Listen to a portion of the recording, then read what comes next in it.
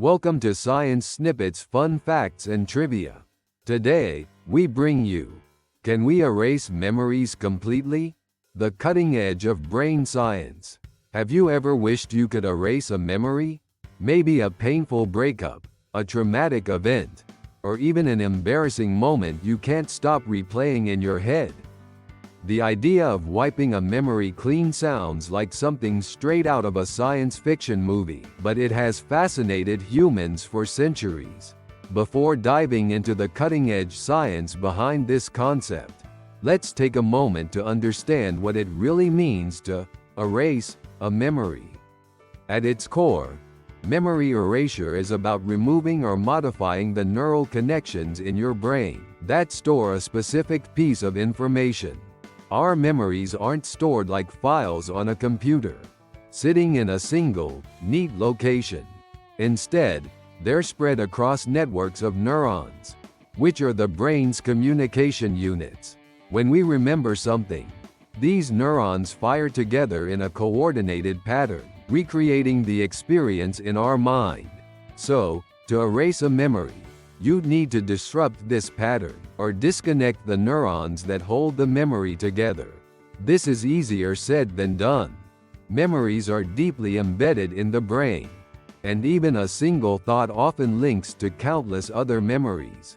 For example, the memory of a childhood birthday might connect to the smell of cake, the laughter of friends, or the feeling of excitement when opening gifts. Erasing one memory could ripple through these connections, unintentionally affecting others. But why would anyone want to do this? For many, it's about relief from emotional pain. Survivors of trauma, like those with post-traumatic stress disorder (PTSD), often wish they could forget the events that haunt them. For them, memories aren't just fleeting thoughts. They're vivid, intrusive, and overwhelming. The possibility of erasing such memories could offer an escape from their suffering and a path to healing. However, memory erasure isn't just about trauma. Some researchers and futurists speculate that it could one day be used for more trivial purposes. Imagine being able to selectively forget a bad movie or reset your memory of a favorite book so you could enjoy it as if it were the first time. These ideas, while intriguing, also raise serious questions about what it means to be human. Memories shape who we are. They're the foundation of our personality, our relationships, and our understanding of the world. If we could erase memories at will, would we lose a part of ourselves in the process? It's a philosophical question that scientists are still grappling with. In popular culture, we often see memory erasure portrayed as a quick fix. Movies like Eternal Sunshine of the Spotless Mind explore the emotional complexities of erasing painful memories, while stories like Total Recall and Men in Black depict technology capable of rewriting or deleting memories. But these depictions rarely address the scientific challenges involved, or the potential consequences of tampering with the mind. So, what does it mean to erase a memory? Scientifically, it's an attempt to disrupt the brain's ability to retrieve a specific piece of information.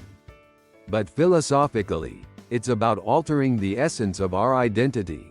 As we delve deeper into this topic, we'll uncover the scientific breakthroughs that are making memory erasure possible, and the ethical dilemmas that come with it. For now, let's remember this: the idea of erasing memories may sound appealing, but it's far more complex and far more profound than it seems. Why would anyone want to erase a memory? It's a question that touches on some of the most vulnerable aspects of human experience. For many, the desire to forget stems from a deep need to escape pain, regret, or shame. These emotions can weigh heavily on us, and in some cases, they can become unbearable. Let's explore the reasons why people might wish to erase their memories, from psychological suffering to a longing for freedom and second chances. First, Let's talk about trauma. For individuals who have experienced events like war, abuse, or life-threatening situations, memories can act as a prison. These aren't just ordinary memories, they are vivid, often overwhelming recollections that intrude into everyday life. For someone with post-traumatic stress disorder, or PTSD, a single memory can trigger physical and emotional responses, as if the event were happening all over again. Nightmares, flashbacks, and constant anxiety can make it nearly impossible to live a normal life. In these cases, the idea of erasing traumatic memories feels like a lifeline. Imagine being freed from the weight of those experiences, no longer haunted by images or feelings you didn't ask to carry.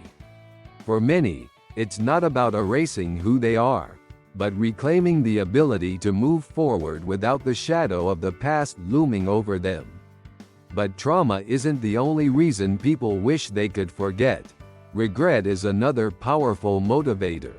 We've all made mistakes, choices we wish we could undo, or paths we wish we hadn't taken.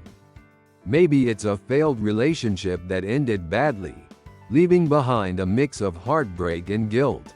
Or perhaps it's a moment of humiliation that replays in your mind, like a broken record. These memories can linger for years, causing us to dwell on what could have been. The idea of erasing these memories isn't about escaping responsibility. It's about finding peace. People often feel trapped by their past decisions, unable to fully let go or forgive themselves. Erasing a painful memory could offer a chance to start fresh, unburdened by the weight of the past. Another reason people dream of erasing memories is related to fear.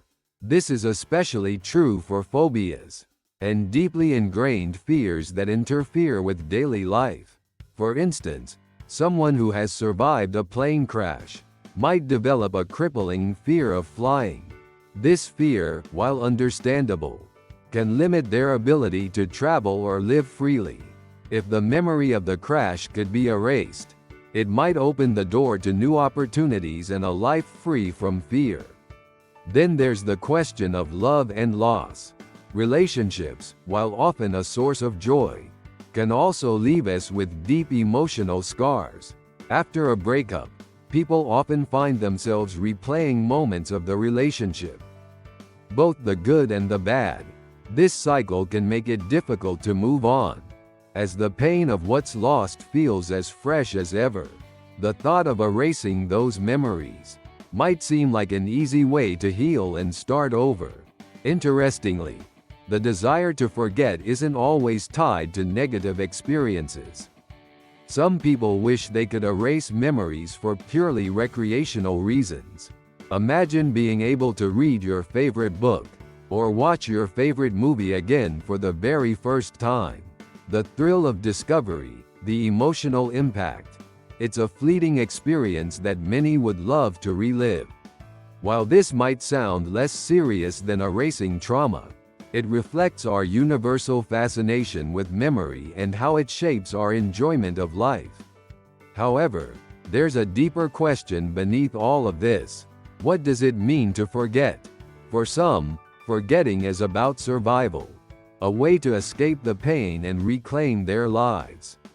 For others, it's about freedom, a way to rewrite the narrative and create space for new opportunities.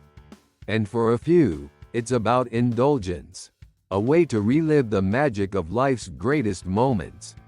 Ultimately, the reasons people wish to erase memories are as diverse as the memories themselves. Whether it's trauma, regret, fear, or even nostalgia, the desire to forget reflects our ongoing struggle with the past and its impact on the present. But as we'll see later, erasing a memory isn't as simple, or as consequence-free, as it sounds. For every memory we erase, there's a part of ourselves we might lose. So, before we ask how science can erase memories, we need to ask why we want to, and what we're willing to sacrifice to make it happen. Memory erasure has been a staple of science. fiction and popular culture for decades. These stories often imagine advanced technologies or mysterious forces, capable of selectively wiping memories, offering characters a way to escape their past or rewrite their lives. While these portrayals are fictional, they tap into real human desires and fears about memory, identity, and control. So, let's take a closer look at how memory erasure has been depicted in movies, books, and other forms of storytelling, and what these tales reveal about our fascination with forgetting. One of the most iconic films exploring memory erasure is Eternal Sunshine of the Spotless Mind. In this critically acclaimed movie, a company called Lacuna Inc. offers a service that allows people to erase painful memories, particularly those related to failed relationships. The story follows Joel and Clementine, a couple who choose to erase their memories of each other after their breakup. What makes this movie so compelling is its emotional depth. As Joel relives and erases memories of Clementine, he begins to realize that even the painful moments of their relationship were tied to moments of joy and growth.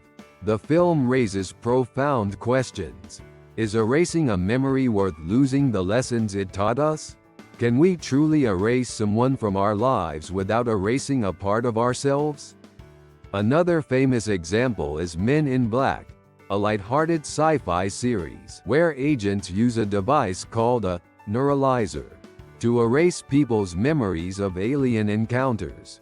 Here, memory erasure is depicted as a practical tool, used to protect people from the knowledge of extraterrestrial life. While this portrayal is more comedic than philosophical, it highlights an interesting idea. Sometimes, forgetting is seen as a way to maintain order and prevent chaos. In Total Recall, based on a short story by Philip K. Dick, memory manipulation takes center stage. The protagonist, Douglas Quaid, undergoes a procedure to implant false memories of a thrilling vacation on Mars. However, things take a dark turn when he discovers that his existing memories might also have been altered. This story blurs the line between reality and illusion, asking us to consider whether our memories define who we are, or if we can be someone entirely different without them. Literature has also explored the concept of memory erasure in thought-provoking ways. In Lois Lowry's The Giver, a dystopian society eliminates pain and suffering by suppressing memories of the past. A single individual, the receiver of memory, is tasked with holding all the memories of the community, both good and bad. This story underscores the value of memory, showing how the absence of pain also strips away joy, freedom, and individuality. More recently, Black Mirror, a popular TV series, has presented chilling scenarios involving memory technology. In the episode The Entire History of You, people can record and replay their memories using an implanted device. While this isn't erasure, it demonstrates the opposite problem: the inability to forget. The story shows how obsessive replaying of memories can destroy relationships and mental health, suggesting that forgetting, at least to some degree, is necessary for emotional well-being. These fictional portrayals of memory erasure resonate with us because they explore universal questions about identity and control. If you could erase a memory, would you? Would it make you happier? Or would it leave you feeling incomplete? And who should have the right to decide what gets erased, ourselves, or someone else? What's striking about many of these stories is how they rarely show memory erasure as a perfect solution. Instead, they highlight the unintended consequences. In Eternal Sunshine, Joel's erasure doesn't bring him peace. It makes him realize how much he still loves Clementine. In Total Recall, altering memories creates chaos as the protagonist questions his very identity. These narratives remind us that memories, even painful ones, play a critical role in shaping who we are. Ultimately, the world of fiction uses memory erasure as a way to explore deeper truths about the human condition. Whether it's about love, loss, control, or freedom, these stories challenge us to reflect on the value of our memories and the role they play in defining our lives. As science inches closer to making memory manipulation a reality, these fictional tales may serve as a warning. Be careful what you wish for, because forgetting isn't as simple or as painless as it seems. To understand how we might erase memories, we first need to understand how they are formed. Memory is one of the brain's most remarkable abilities, allowing us to store and retrieve information, experiences, and skills. But how exactly does the brain create and keep these memories? The process of memory formation is a fascinating journey that involves complex neural networks and distinct stages. Let's break it down. At its core, memory formation begins with encoding, the process by which information is transformed into a form the brain can store. Imagine you're at a party and meet someone new. Your senses, sight, sound, and even smell, work together to gather details about the encounter. You notice their face, hear their voice, and remember their name. All this information is processed by the brain and converted into patterns of neural activity. This activity is then stored in a network of neurons. The brain's communication units, the hippocampus, a small, seahorse-shaped structure in the brain, plays a key role in encoding memories. It acts like a librarian, helping to organize and store information so it can be accessed later. Without the hippocampus, new memories struggle to take root. This is why damage to this area, such as in cases of Alzheimer's disease or amnesia, often leads to difficulties in forming new memories. Once a memory is encoded, it moves to the second stage, storage. This is where the brain stabilizes and consolidates the information, making it more durable. Short-term memories, like the name of the person you just met, are stored temporarily in the prefrontal cortex. But to become long-term memories, this information undergoes a process called memory consolidation, which often happens during sleep.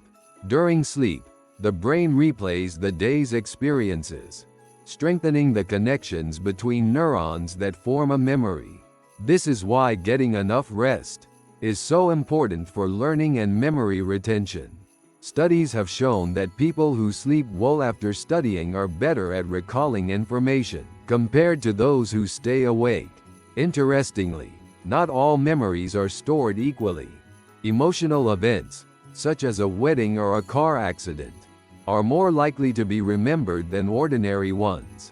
This is because the amygdala, the brain's emotional processing center, interacts with the hippocampus to enhance memory storage.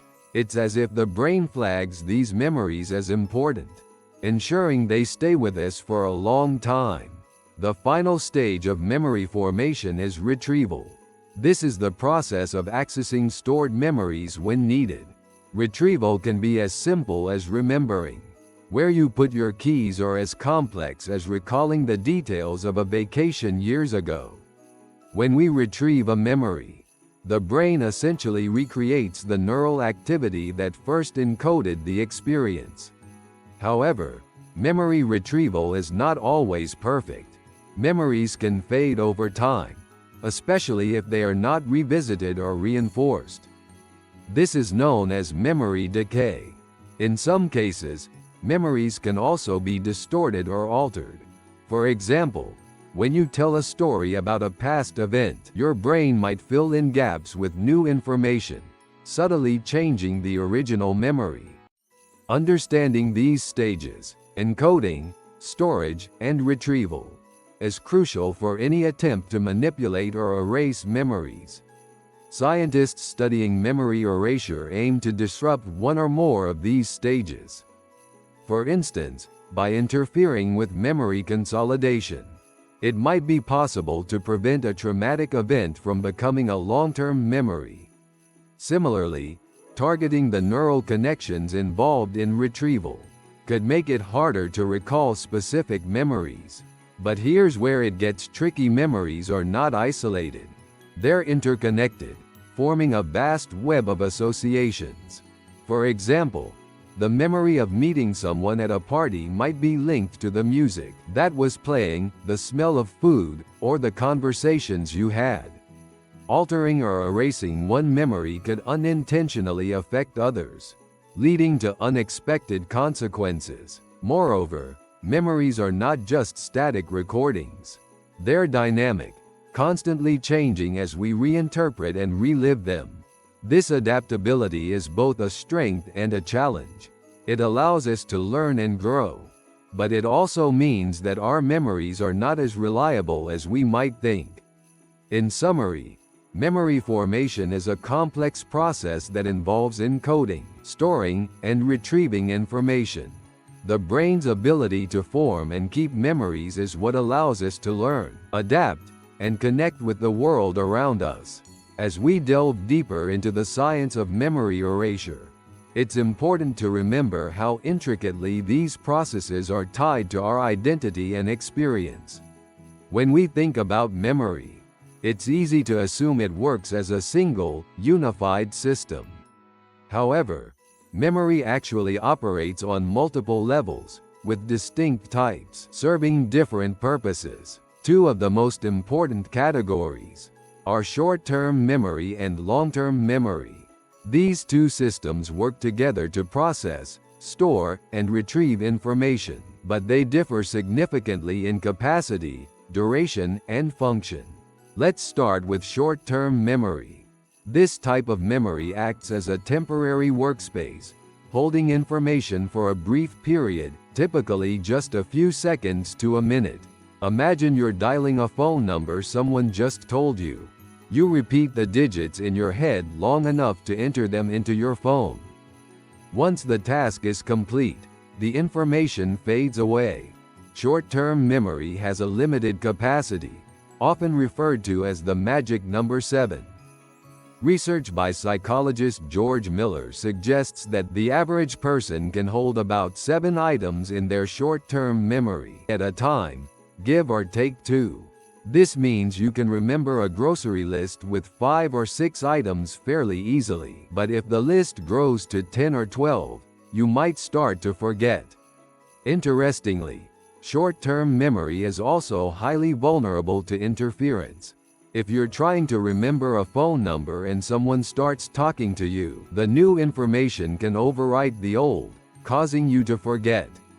This fleeting nature of short-term memory highlights its role as a temporary holding space, rather than a permanent storage system. Now, let's contrast this with long-term memory.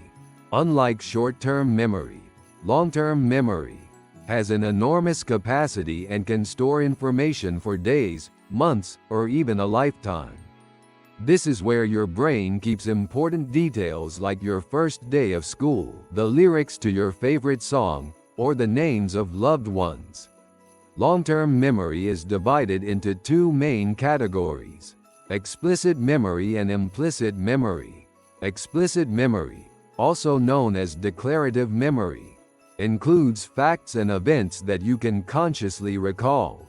For example, remembering the capital of France or your best friend's birthday falls under explicit memory.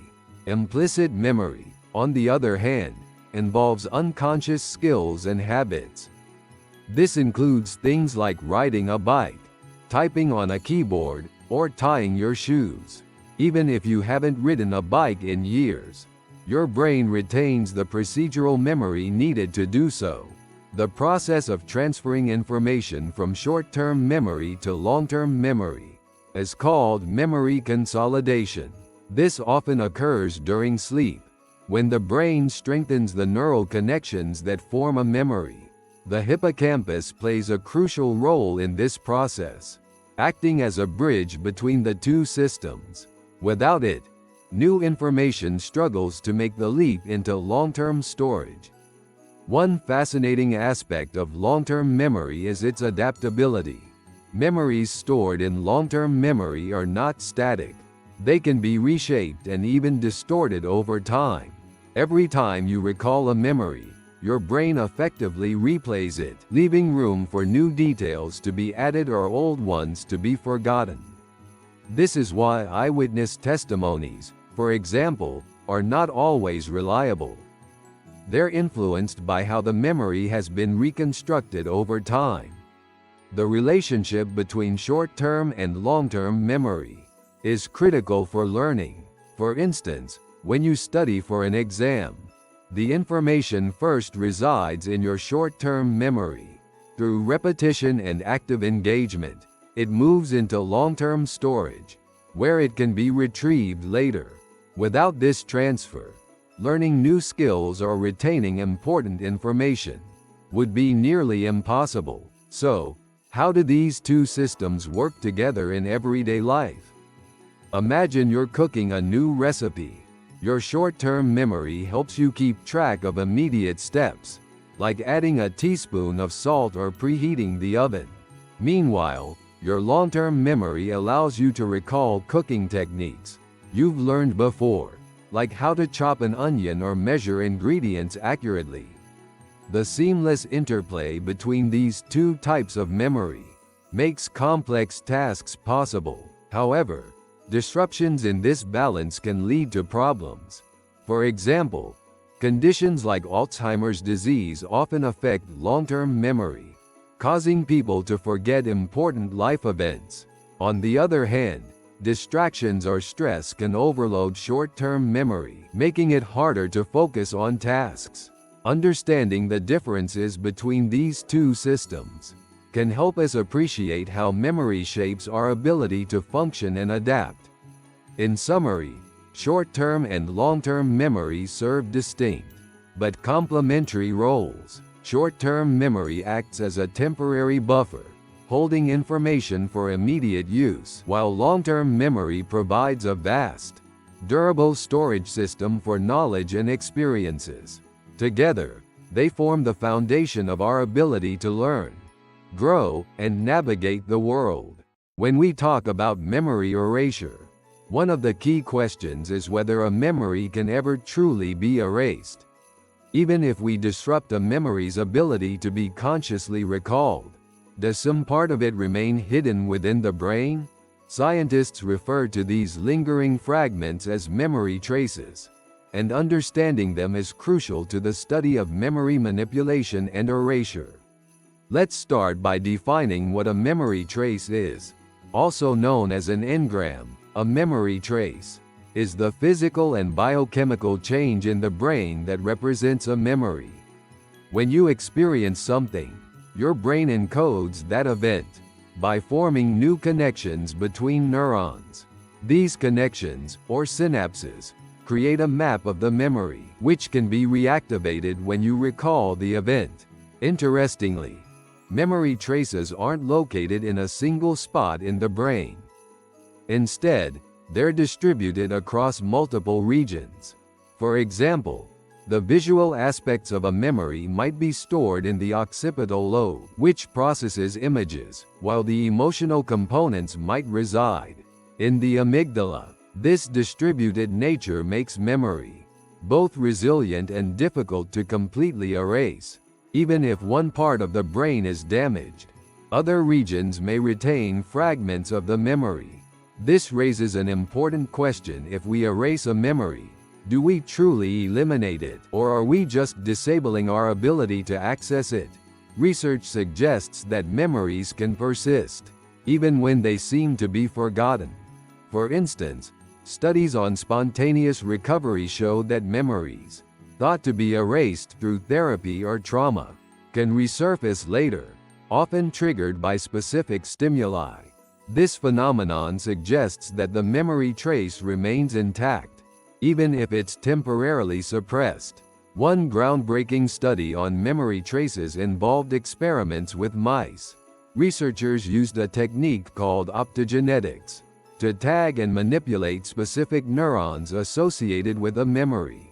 In one experiment, mice were conditioned to associate a particular sound with a mild shock, creating a fear memory. Later, scientists used light to deactivate the neurons responsible for that memory, effectively erasing the fear response.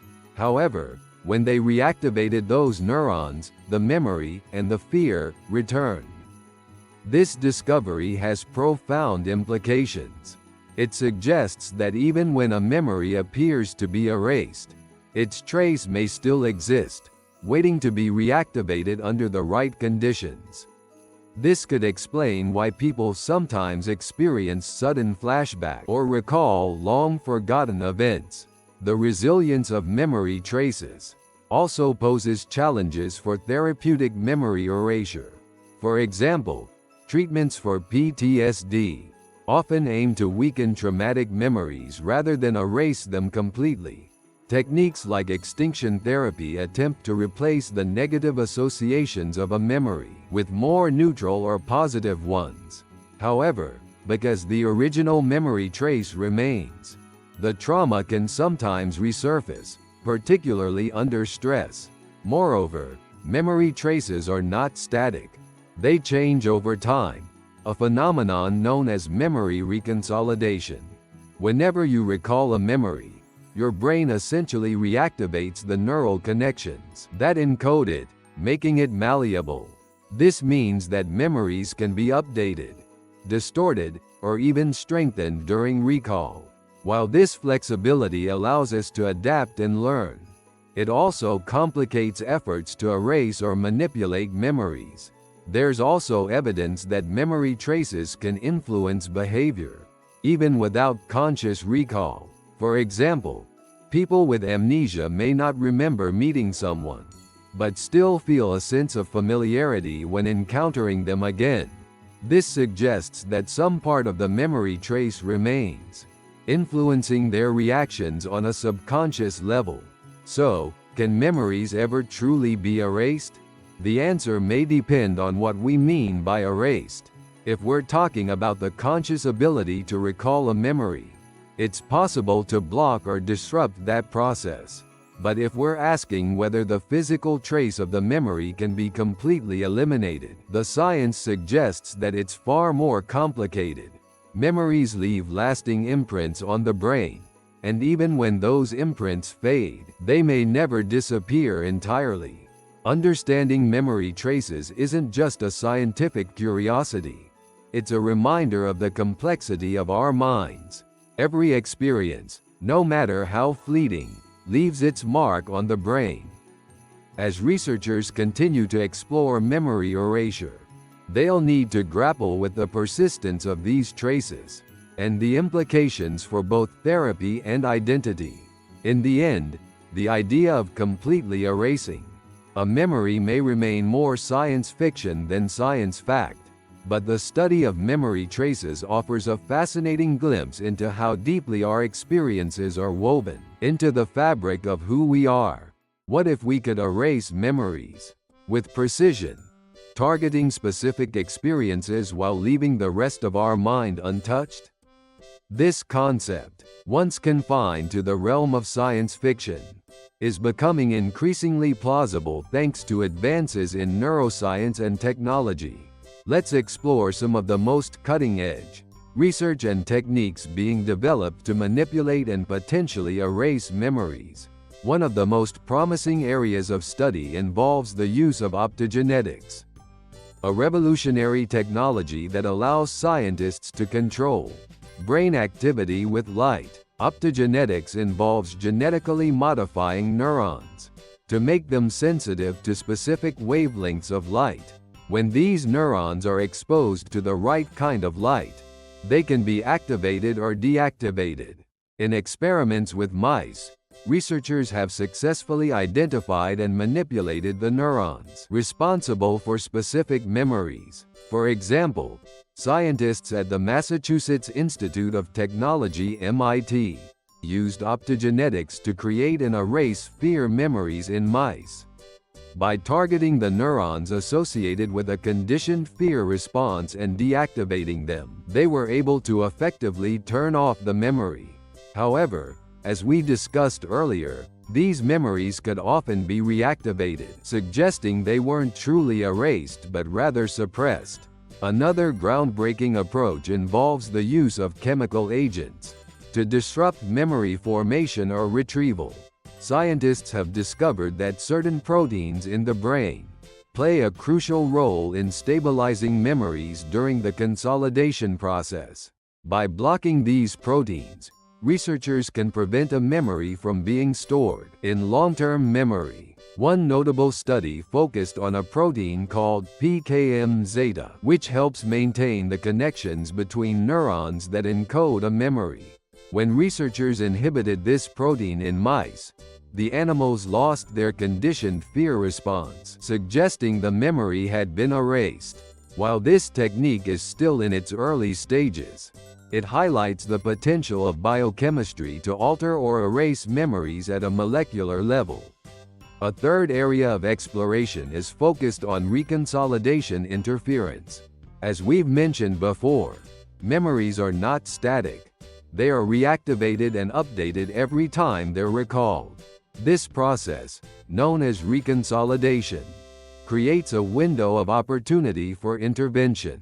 By administering drugs or therapies during this reconsolidation period, scientists can weaken or disrupt the memory before it is restored. For example, in one study, people with PTSD were asked to recall their traumatic memories while under the influence of a drug called propranolol. This medication, commonly used to treat high blood pressure, also dampens the emotional intensity of memories. After several sessions, participants reported reduced anxiety and distress when recalling the same events. This suggests that while the memory itself wasn't erased, its emotional impact was significantly diminished. Another intriguing development is the use of CRISPR-Cas9, a gene editing technology that allows scientists to make precise changes to DNA. While its primary applications have been in treating genetic disorders, some researchers believe it could be used to modify the genes involved in memory formation. For example, altering the expression of genes that regulate synaptic connections could theoretically weaken or erase specific memories. However, it's not just biological techniques that are advancing. The field of neurostimulation offers a non-invasive way to influence memory. Technologies like transcranial magnetic stimulation (TMS) and transcranial direct current stimulation (TDCS) use electromagnetic fields or electrical currents to stimulate or inhibit brain activity. While these methods are primarily used to enhance memory and learning, some researchers are exploring their potential for disrupting unwanted memories. Despite these exciting breakthroughs, there are significant challenges and limitations. For one, many of these techniques are still in experimental stages and have only been tested on animals or small human trials. The complexity of the human brain means that results in mice don't always translate to humans. Moreover, the ethical implications of memory erasure cannot be ignored. Even if we develop technologies capable of targeting and erasing specific memories, who gets to decide which memories should be erased? Could this power be misused to alter someone's identity or manipulate their perception of reality?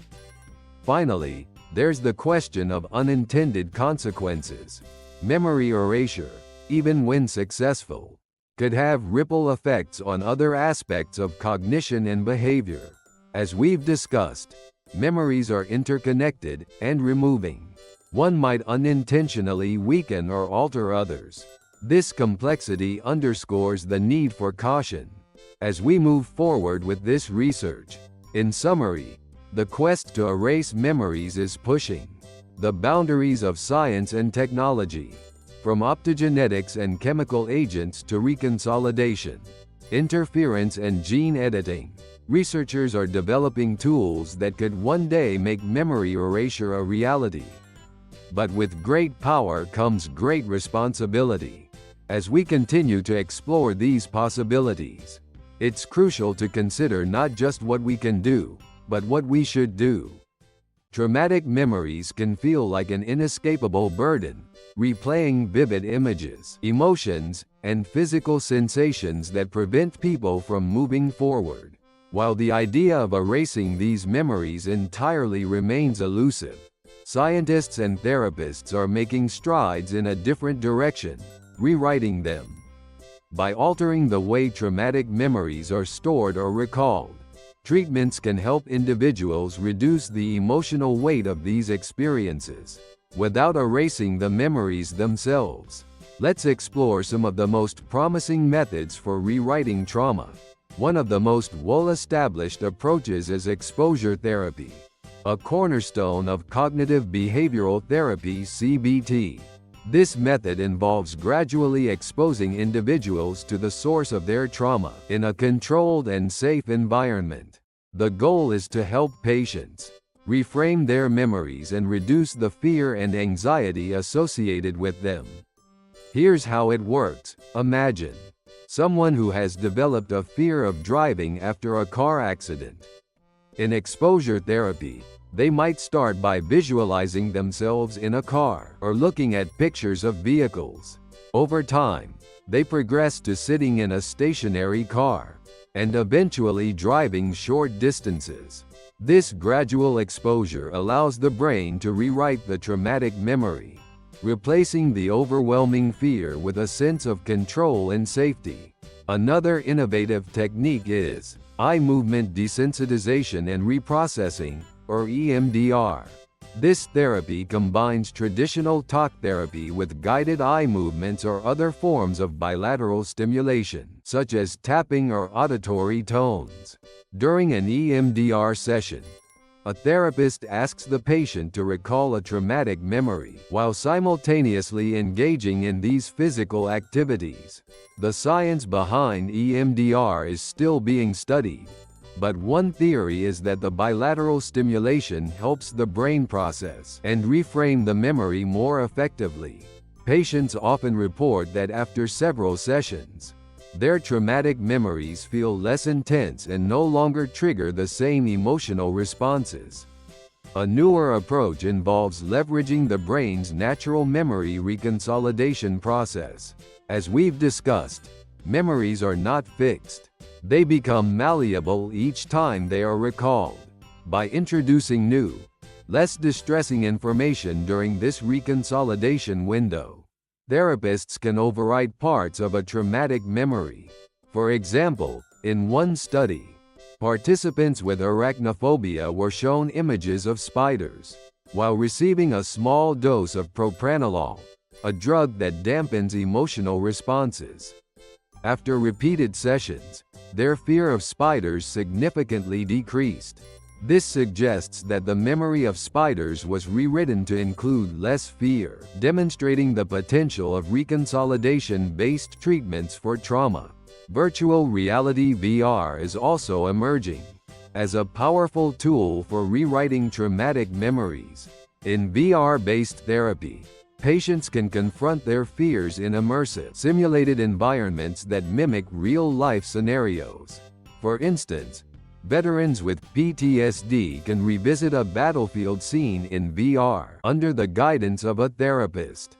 This controlled exposure allows them to reprocess their trauma in a safe space, helping to reduce the intensity of their symptoms. Another promising development comes from the field of neurofeedback. This technique involves monitoring brain activity in real time and training patients to alter their brainwave patterns.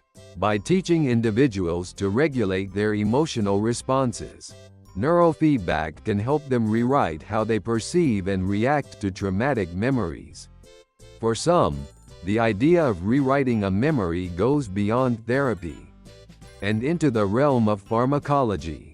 Researchers are exploring the use of psychedelics, like MDMA and psilocybin, to facilitate trauma healing. These substances, when used in a therapeutic setting, appear to help patients access and reframe deeply embedded memories. Studies show that MDMA-assisted therapy, in particular, has shown remarkable success in reducing symptoms of PTSD. What makes these treatments revolutionary is their focus on empowerment. Rather than trying to erase the past, they help individuals take control of their narratives, transforming traumatic memories into stories of resilience and growth. By rewriting the emotional associations tied to a memory, patients can begin to heal without losing the lessons and experiences that define who they are. However, these methods are not without challenges. Rewriting memories requires skillful guidance and can sometimes lead to unintended consequences, such as intensifying the trauma if the process isn't managed carefully. Moreover, the ethical implications of altering memories, even for therapeutic purposes, remain a topic of debate.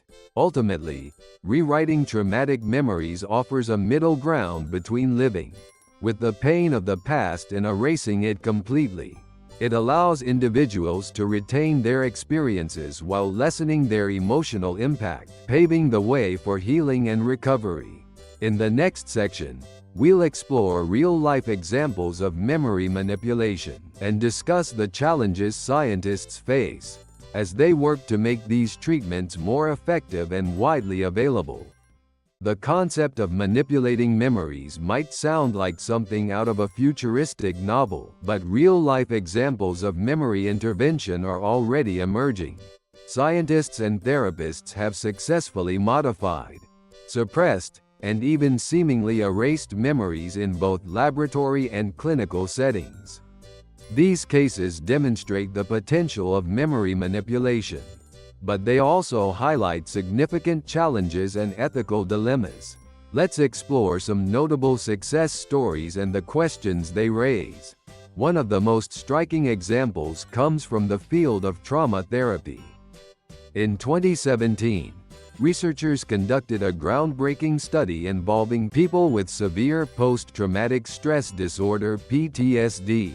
Participants were given propranolol, a drug that dampens the body's stress response, while they recalled their traumatic experiences. Over time, the emotional intensity of their memories diminished significantly. Many reported fewer flashbacks and an improved ability to engage with everyday life. This success showed that memories could be emotionally rewritten, allowing individuals to recall past events without the debilitating fear and anxiety that often accompany trauma. However, the therapy didn't erase the memory itself. It altered the emotional weight attached to it. This raises an important distinction. Memory manipulation often focuses on changing how we feel about a memory, not eliminating it entirely. Another fascinating case involves phobia treatment. In one study, researchers used virtual reality (VR) to help individuals overcome a fear of heights. Participants were exposed to virtual scenarios, such as walking across a high bridge or looking down from a tall building. With repeated exposure in a safe, controlled environment, their fear responses diminished over time. By confronting and reprocessing their fear, they effectively reprogrammed their brain's response to heights. Similarly, exposure therapy combined with reconsolidation techniques has been used to treat people with debilitating fears, such as arachnophobia. Patients were asked to interact with images or even real spiders, while under the influence of propranolol. After multiple sessions, they reported significantly reduced fear, suggesting that the emotional associations of their phobic memories had been weakened. Memory manipulation has also been explored in the context of addiction treatment. In one experimental study, researchers targeted the memories associated with drug use by reactivating these memories during therapy sessions and introducing new, negative associations. They aimed to disrupt the link between the memory and the craving. While results are still preliminary, the approach shows promise for reducing relapse rates in people struggling with substance abuse. Despite these successes, the challenges of memory manipulation are significant. For one, memory interventions are not always precise. As we've discussed, memories are interconnected, forming a web of associations. Altering one memory can unintentionally affect others. For example, if a traumatic event is erased or suppressed, the individual might lose not only the pain, but also valuable lessons or moments of personal growth tied to the experience. Another issue is the potential for unintended consequences. In some cases, attempts to suppress or rewrite a memory can backfire, making it more vivid or distressing. This phenomenon, known as the rebound effect, underscores the complexity of memory and the risks of tampering with it. Ethical considerations also loom large. Who should have the right to manipulate someone's memories? While memory interventions can be life-changing for people suffering from trauma or phobias, they could also be misused. Imagine a scenario where memories are erased to hide wrongdoing or manipulate someone's perception of reality. These possibilities raise profound questions about the boundaries of science and the importance of consent. Additionally, memory manipulation techniques are not universally effective. Individual differences in brain chemistry, psychological resilience, and the nature of the memory itself can all influence the outcome.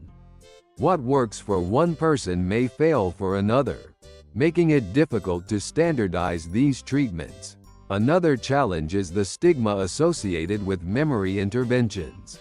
While these techniques can offer relief from suffering, some people view them as unnatural or invasive. This perception can discourage individuals from seeking help, even when it could significantly improve their quality of life. In summary, the success stories of memory manipulation demonstrate its potential to transform lives, from treating PTSD and phobias to addressing addiction. These techniques offer hope to those struggling with painful or debilitating memories.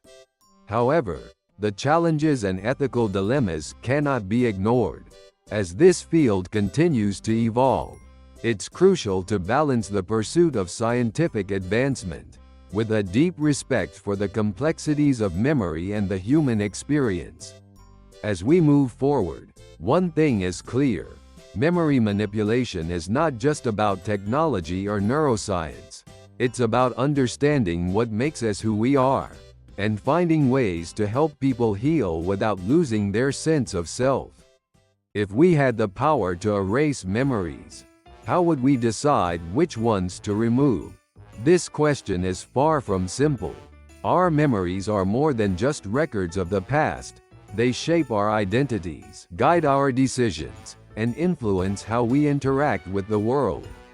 Deciding which memories to erase and which to preserve involves not only personal preferences, but also ethical, psychological, and even societal considerations. Let's start with the memories that people might feel are worth erasing. For many, these are memories associated with intense emotional pain. Traumatic experiences, such as abuse, violence, or catastrophic events, often top the list. These memories can be debilitating, interfering with daily life and mental health. For individuals suffering from PTSD, the ability to erase or modify such memories could be life-changing. However, trauma isn't the only type of memory people might wish to forget. Embarrassing moments, painful breakups, or failures can linger in our minds, fueling regret or self-doubt. While these memories may not be as severe as trauma, they can still affect self-esteem and mental well-being. For some, erasing these memories might feel like a way to achieve a fresh start. But here's where it gets complicated. Even painful memories often serve important functions. They can teach us lessons, build resilience, and shape our understanding of the world. Imagine erasing the memory of a failed business venture. While the pain of failure might be gone, so would the valuable insights gained from the experience. Insights that could help avoid similar mistakes in the future. In some cases, painful memories are deeply tied to our sense of identity. For example, someone who has overcome adversity may view their struggles as a defining part of who they are. Removing these memories could create a sense of disconnection or loss, raising questions about whether we can truly be the same person without them. This brings us to another category of memories, those we instinctively know should be preserved. Positive memories, such as joyful moments, achievements, or connections with loved ones, are obvious candidates. These memories not only bring happiness, but also provide a sense of purpose and continuity in our lives. However, even seemingly negative memories can have value. Consider the case of grief. Losing a loved one is one of the most painful experiences we can endure, yet the memories of that person often bring comfort and connection. Erasing those memories might remove the pain, but it would also erase the joy of remembering shared moments and the legacy of the relationship. The question of which memories to erase becomes even more complex when we consider how interconnected memories are. As we've discussed, memories don't exist in isolation. They're part of a vast web of associations. Erasing a specific memory could unintentionally affect others. For example, removing the memory of a bad breakup might also weaken memories of the positive aspects of the relationship, such as personal growth or shared experiences. There's also the issue of unintended consequences. Memories, even painful ones, play a role in shaping our behavior. A traumatic memory might lead someone to avoid dangerous situations, or develop empathy for others who've experienced similar pain. Erasing such a memory could alter how they navigate the world, potentially introducing new risks or challenges. This is why some experts argue for modification rather than erasure. Instead of removing a memory entirely, therapies could focus on reducing its emotional intensity or reframing its significance. For instance, someone who experienced a traumatic event might benefit from a therapy that helps them view the memory as a source of strength rather than fear. Ultimately, the decision about which memories to erase or preserve is deeply personal. It depends on an individual's values, goals, and sense of self. However, as memory manipulation technologies become more advanced, society will need to grapple with broader ethical questions. Should there be limits on which memories can be erased? Who gets to make these decisions? The individual, their doctor, or someone else? One thing is certain: memories, both good and bad, are fundamental to our humanity. They connect us to our past, inform our present, and guide our future. Deciding which memories to keep and which to let go will always be a delicate balance, one that requires us to weigh the pain of remembering against the cost of forgetting.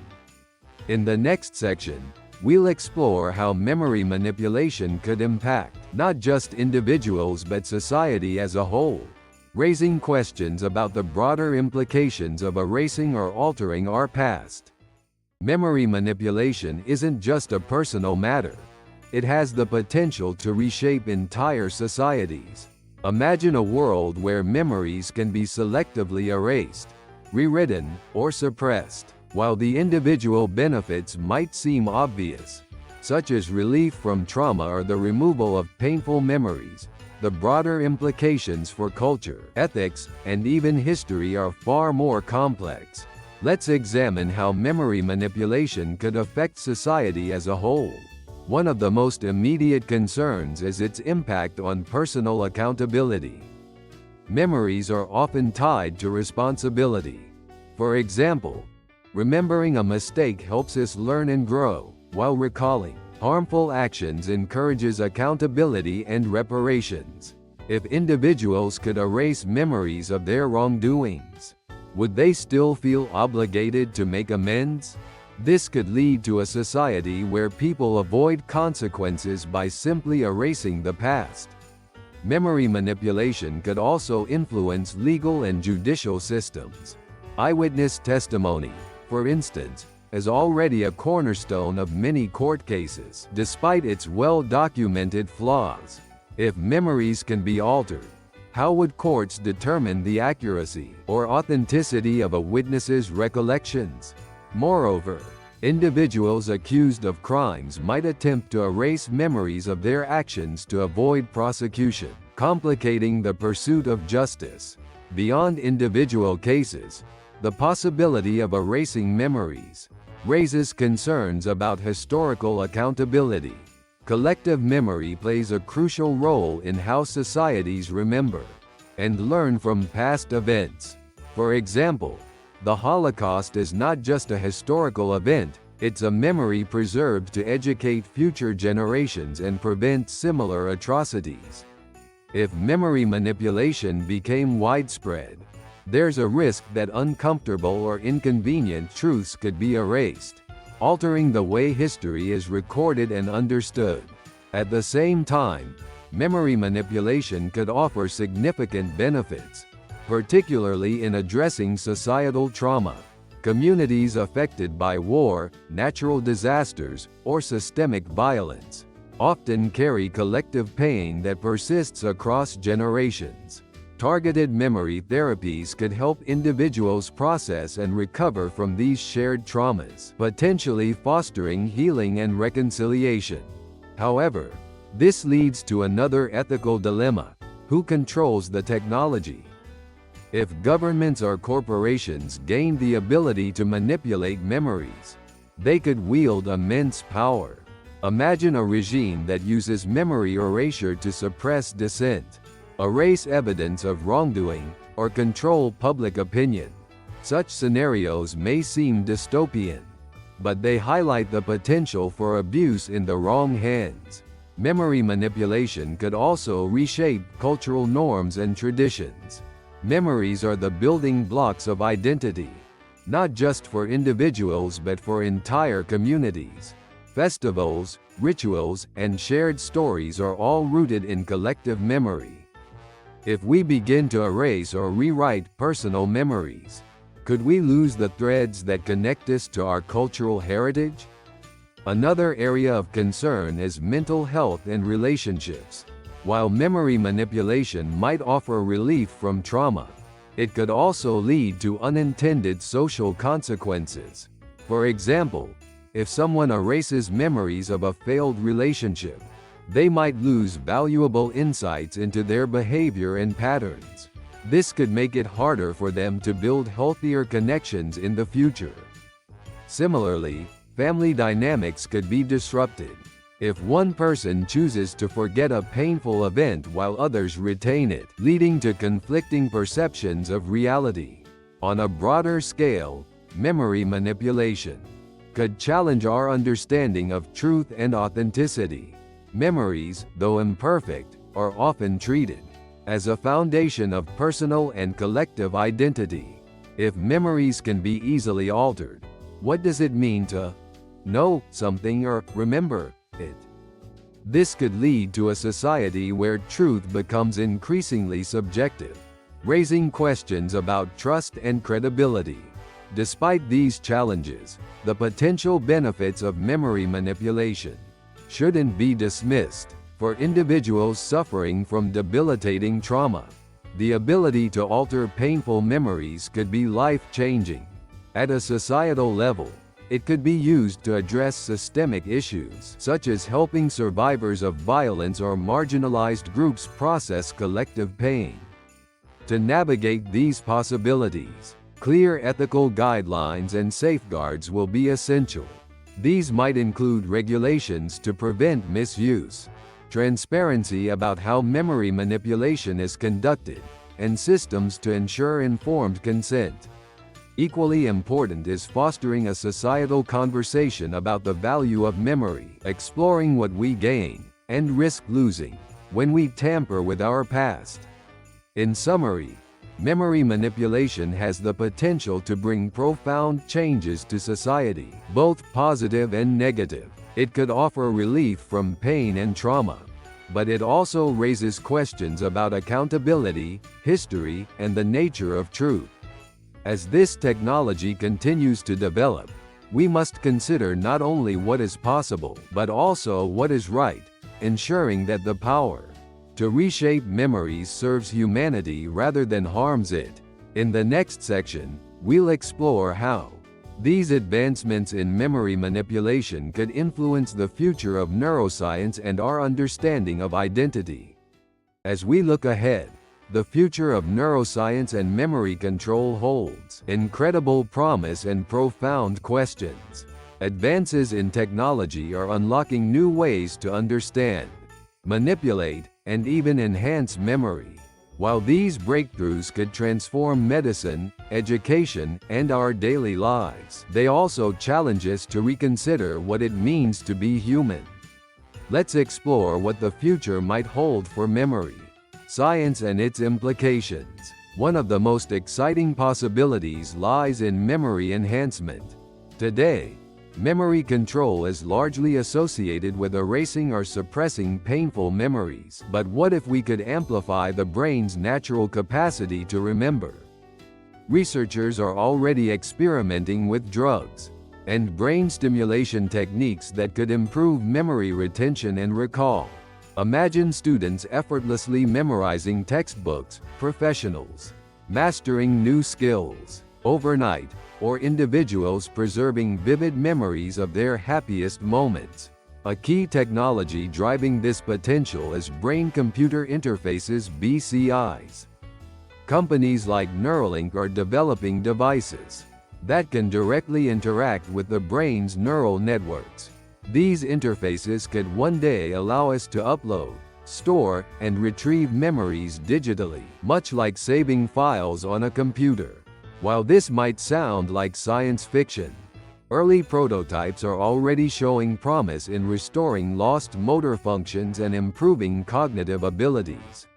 Another promising frontier is memory transfer.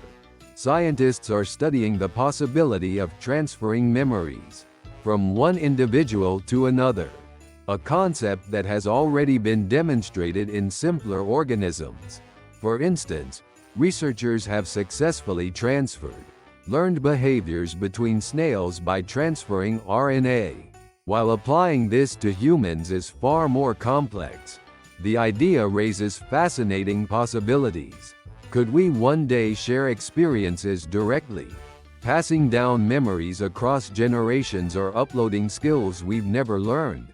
Meanwhile, breakthroughs in gene editing technologies, like CRISPR-Cas9, could revolutionize memory control by targeting specific genes that regulate synaptic plasticity, the brain's ability to form and modify connections between neurons. Scientists may be able to fine-tune memory processes. This could lead to treatments for memory-related disorders, such as Alzheimer's disease or amnesia, potentially restoring lost memories or preventing their deterioration. However, the future of memory control isn't just about enhancing or transferring memories. It's also about understanding identity. Memories are integral to who we are. They shape our personality, values, and sense of self. As neuroscience advances, we may gain deeper insights into how memory defines individuality. Could we one day map the essence of a person through their memories? If so, what implications would this have for concepts like consciousness, immortality, or even cloning? But with great power comes great responsibility. The potential to manipulate memory raises significant ethical concerns. For example, if we can enhance memory, who gets access to this technology? Could it create new forms of inequality, where only the wealthy can afford cognitive enhancements? Similarly, If memory erasure becomes widely available, how do we ensure it's used responsibly? These questions highlight the need for robust regulations and ethical frameworks. Another concern is the commercialization of memory technologies. Imagine a future where companies offer services to store, erase, or enhance memories for profit. This could lead to a scenario where people's most personal experiences are commodified, raising questions about privacy, consent, and exploitation. The intersection of memory, science, and artificial intelligence also presents intriguing possibilities. AI systems could be trained to analyze and interpret human memories, offering insights into mental health, decision-making, and creativity. However, this also raises the risk of misuse. If AI gains access to our memories, how do we ensure they're not manipulated for malicious purposes? As we push the boundaries of what's possible, it's crucial to balance innovation with caution. Memory is not just a biological function. It's a fundamental aspect of our humanity. Altering it on a large scale could have unintended consequences, both for individuals and society as a whole. In conclusion, the future of memory control is a double-edged sword. On one hand, it offers unprecedented opportunities to improve lives, cure diseases, and expand our understanding of the mind. On the other hand, it challenges us to navigate uncharted, ethical and philosophical territory. As we move forward, the key will be to approach these advancements with curiosity, respect, and a commitment to using them for the greater good. The journey into the science of memory is far from over. In fact, it's just beginning. As new discoveries emerge, we'll continue to uncover the secrets of the human brain and the memories that make us who we are. What makes you, you? Is it your physical appearance, your personality, or perhaps something deeper? Many would argue that our memories are the core of our identity. They shape how we see ourselves, how we interact with the world, and how we connect with others. But what happens to our identity if our memories change, fade, or are erased? At its heart, memory serves as a personal archive. It holds the story of our lives, our triumphs, failures, relationships, and experiences. These memories aren't just passive records. They actively inform our sense of self. For instance, you may see yourself as a resilient person because you remember overcoming a difficult challenge. Or you might define yourself by your love for a particular activity, like playing the piano, because of countless hours spent practicing and performing. Without these memories, would you still recognize yourself? Research suggests that memory and identity are deeply intertwined. Studies of people with severe amnesia provide valuable insights into this connection. For example, individuals who lose access to their autobiographical memories, the memories of personal events, often report feeling disconnected from their sense of self. They struggle to answer questions like, "Who am I?" or "What do I care about?" One famous case is that of Clive Waring, a British musician who developed profound amnesia after a brain infection damaged his hippocampus. While he retained his ability to play music and recognize his wife, he lost almost all memories of his past and the ability to form new ones. For Clive, life became a fleeting moment, with no sense of continuity.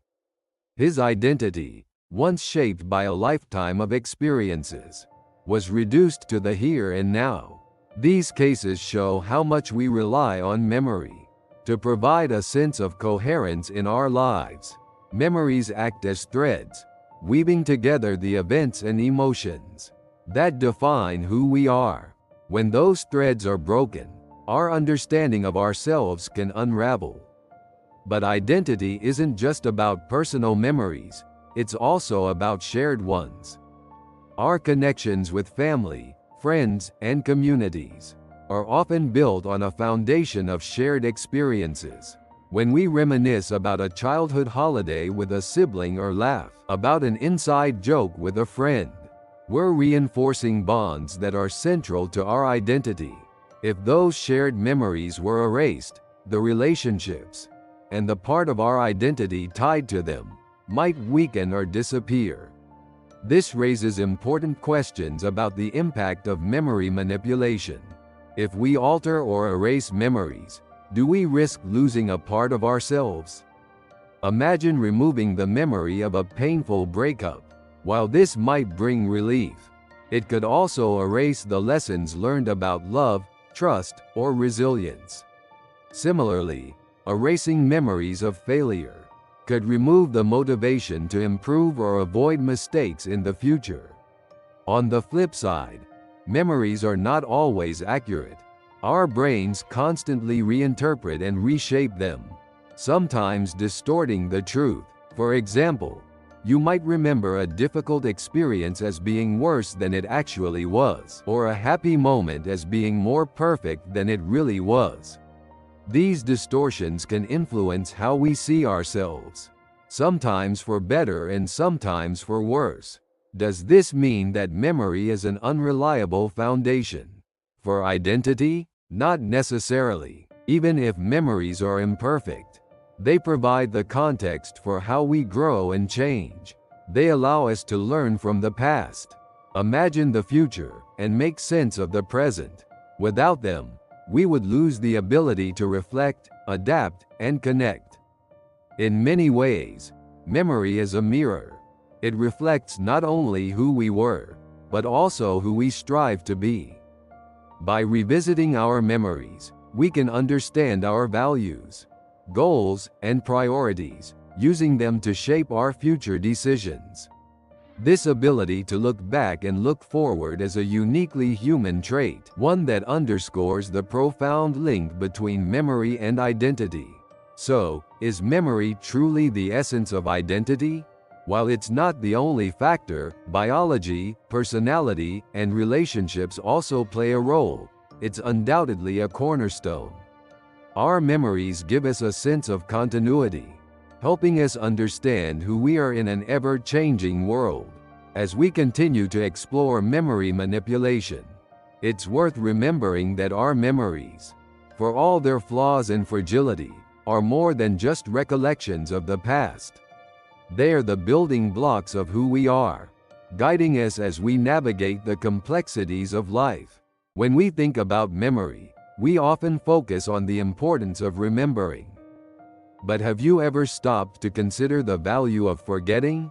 Forgetting is often seen as a flaw in our memory system, but in reality, it plays a vital role in how our minds function. Without the ability to forget, our brains could become overwhelmed, and our emotional well-being could suffer. Let's explore why forgetting is not just inevitable, but essential.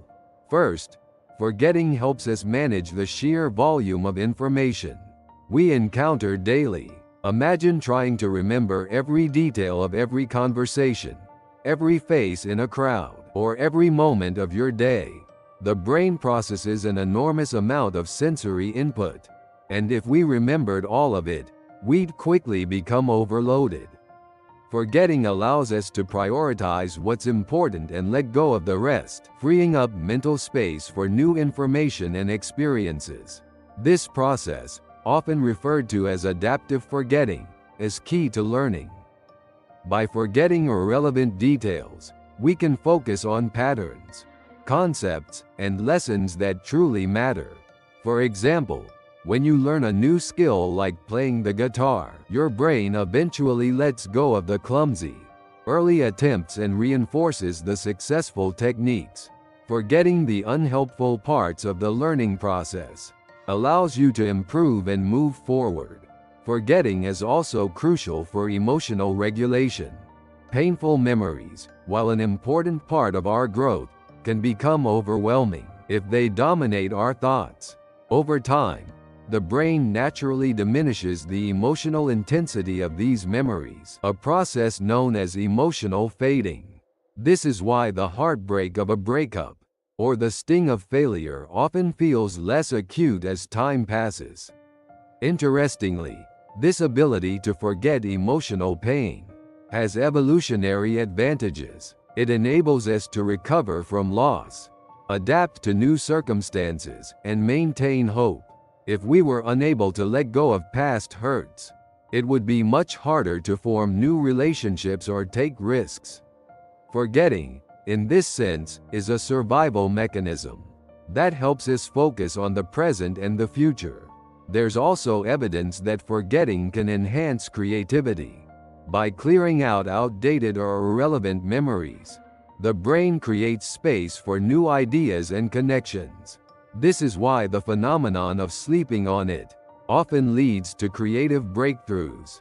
During sleep, the brain selectively strengthens useful memories while discarding others, allowing us to approach problems with fresh perspectives.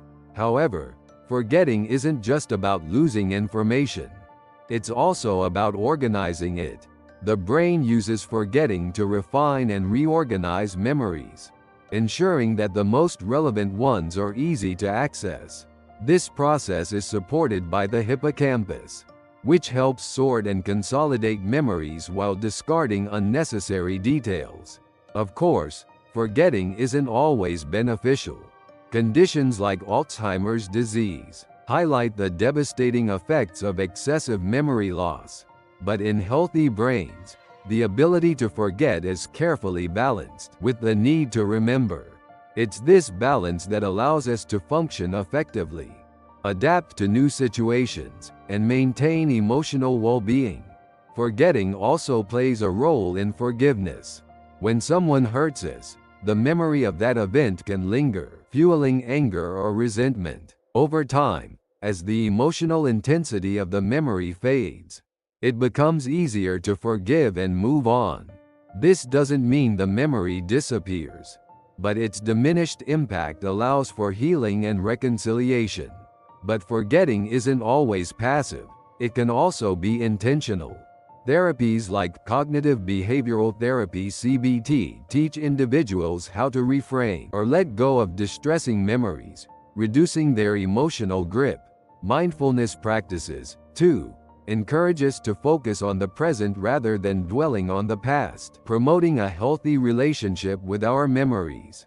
In some cases, forgetting can even protect us. For individuals who have experienced severe trauma, the brain may suppress certain memories as a defense mechanism. While this can create challenges in processing the trauma, it also provides a temporary buffer, giving the individual time to heal before confronting the memories. In summary, forgetting is not a flaw but a feature of our cognitive system. It helps us manage information, regulate emotions, foster creativity, and maintain resilience. Without it, our minds would be cluttered, our emotions overwhelmed, and our ability to adapt severely limited. So the next time you forget something, don't be too hard on yourself. Instead, consider how forgetting helps you grow, learn, and thrive. After all, memory isn't just about what we keep, it's also about what we let go. Memories are not always easy to live with. Some bring us joy and comfort, while others carry pain and regret. Yet, rather than trying to erase or suppress the memories we don't want, there's a growing argument for embracing them, all of them. Accepting our memories, both good and bad, can lead to personal growth, emotional healing, and a deeper understanding of who we are. But how do we learn to live with our memories instead of fighting against them?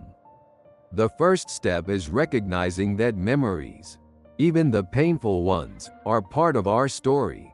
They shape our identity, teach us important lessons, and provide context for our experiences. Imagine if you could erase every mistake you've ever made. While the idea sounds appealing at first, it would also erase the wisdom you've gained from those mistakes.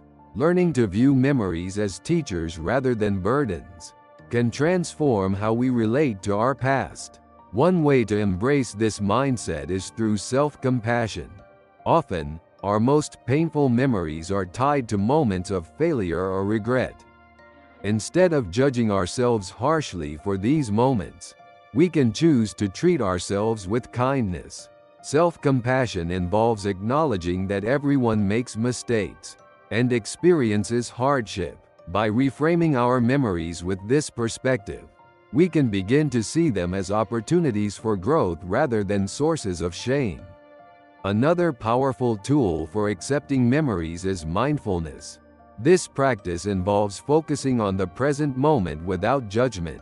When difficult memories surface, mindfulness teaches us to observe them without being overwhelmed. Rather than trying to push the memory away or fixate on it, we simply acknowledge its presence and let it pass.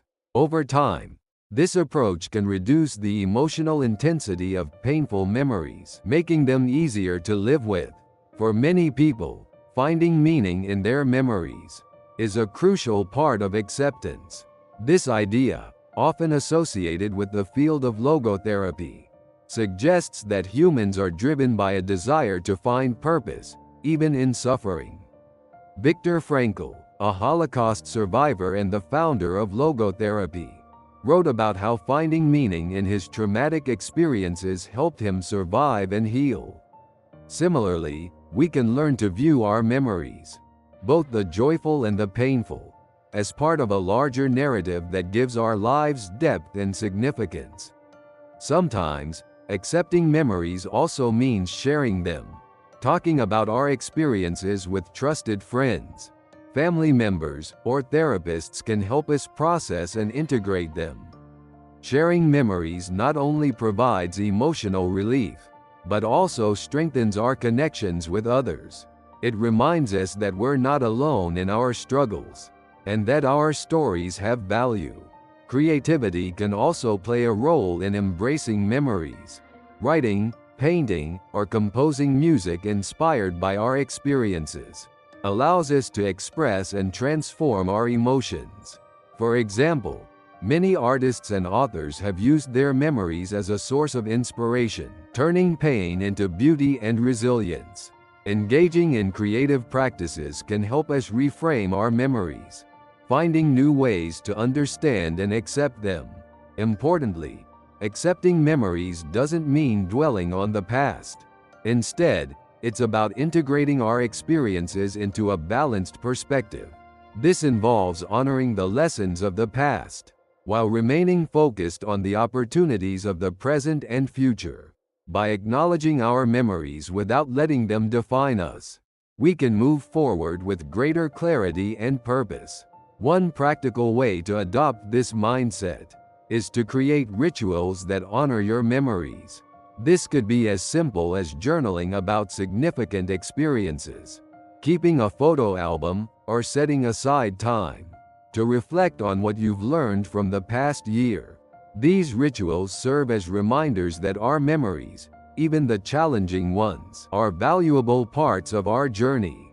Ultimately, embracing our memories is about accepting ourselves. Our past experiences, with all their ups and downs, have shaped the people we are today. By learning to live with our memories rather than running from them, we cultivate resilience, empathy, and a sense of wholeness. So, what does it mean to accept your memories? It means recognizing their role in your life, finding the lessons they offer, and allowing them to coexist with the person you're becoming. By doing so, we can transform our relationship with the past, turning it from a source of pain into a foundation for growth and self-discovery. If you found this video helpful or interesting, please give it a thumbs up and subscribe to the channel.